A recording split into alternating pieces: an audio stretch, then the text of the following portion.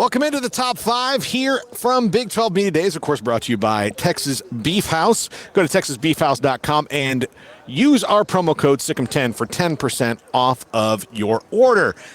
Today, Inspired, you saw Chris Kleiman earlier on the show. He was talking about bulletin board material, so I thought I would give a top five bulletin board material, top 5 day for different schools in the Big 12. And I'll probably do this again because, there's 16 teams in the Big 12, and all of them will have to invent at least some bulletin board material. But here's some interesting ones I thought about today. Number 5, West Virginia. They're going to say, and a lot of his own fans say this, Neal Brown needs to do it again. After a 9-3 regular season last year, he's got one of the better, more exciting quarterbacks coming back. They're really strong along the fronts, but they have their doubters, especially inside Morgantown. I can't tell you how many different West Virginia fans have reached out, and they're cautiously optimistic about the future, but not ready to buy in. That, to me, for West Virginia, for Neal Brown, who certainly used it last year when he was picked last, and for that team, he will throw that up against the wall about, there are people that don't believe in you. Let's go prove them wrong. And I think that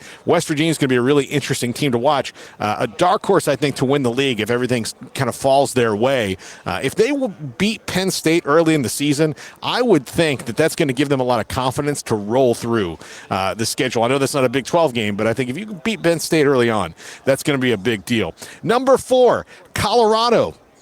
All noise, no substance. All sizzle, no steak last year. The first month of the season was great, but they finished 4-8 and didn't make a bowl. This is incumbent upon Deion Sanders and Shiloh Sanders and Shadur Sanders and Travis Hunter and all the big players that they have to get this team to the next step. I'm not saying the next level. They're not a playoff team yet, but take the next step. Get into a bowl game. Win some big games. Upset some people who are supposed to be better than you. Do those things, and then you'll have steak and sizzle, and that'll be good. But Colorado, and look, Deion is the master of bulletin board material. It's his sunglasses or whatever it is. He's the master of it. So that's going to be a whole thing. And I think he's going to unleash it on him. Is this is what people say about you, is that you guys are all flash and all these other things and no substance. Well, let's see if they can combine those two things this year. Number 3 from Sonny Dykes today, TCU. People have already forgotten about 2022 like it was 20 years ago. It was 2 years ago. Certainly they had a down season,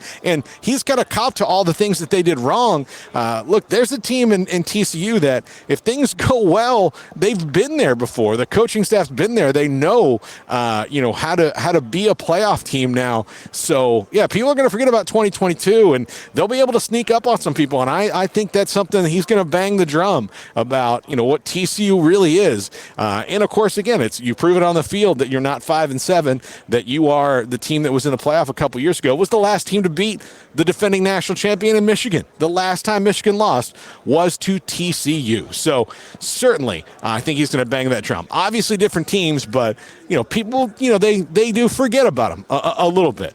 Number 2, inspired by Chris Kleiman, Kansas State. No players on the preseason all Big 12 team. None, but they're picked second in the league. So how can they be picked second in the league and their players are not good enough to be on the team? Well, that's an interesting thing. And he said that's all he had to say about it. But, that one is very interesting to me. If you are second in the league and, not the quarterback, not the running back, there was always one person better. DJ Giddens, I talked about Devin Neal, who probably deserved to be on the team. DJ Giddens, too. He certainly would have deserved to be on the team. They've got young offensive linemen that might deserve to be on the team. They've got defensive players that for damn sure deserve to be on that team, but just aren't. So that's just kind of how things go. But that'll be an interesting one.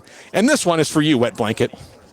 Specifically for you and all the Polk fans who got mad at people like me for picking them fourth. I believe that Mike Gundy will also use this, that Oklahoma State was not picked first, and that will be their big motivating thing. They've been the most consistent team of the new Big 12 in the old Big 12 the last few years. They've been in the conference championship game twice in the last 4 years. They haven't won it. Let's remember, they haven't won it. They have not won the Big 12. Oklahoma State has not won the Big 12 in the last few years. In a long time. They've not won it. I want that. This is not an opinion of mine. This is an actual fact.